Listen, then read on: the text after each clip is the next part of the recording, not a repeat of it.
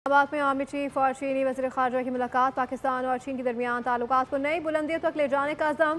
खत्ते की सिक्योरिटी और बाहिमी ताउन पर तफसीली गुफ्तगू की गई।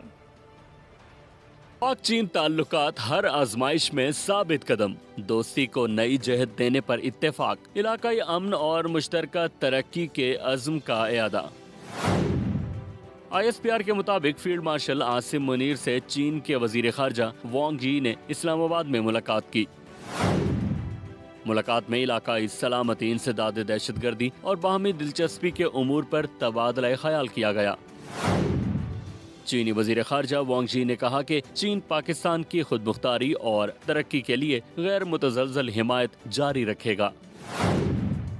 फील्ड मार्शल आसिम मुनीर ने चीन की मुसलसल हिमायत पर शुक्रिया अदा करते हुए कहा कि पाक चीन ताल्लुकात खित्ते में अमन, इस्तेहकाम और खुशहाली की जमानत हैं। अहम मुलाकात ने एक बार फिर ये वाज़ेह कर दिया है कि पाकिस्तान और चीन न सिर्फ आजमाइश के वक्त एक दूसरे के साथ हैं, बल्कि मुस्तकबिल में भी तरक्की और खुशहाली के सफर में शाना बशाना रहेंगे।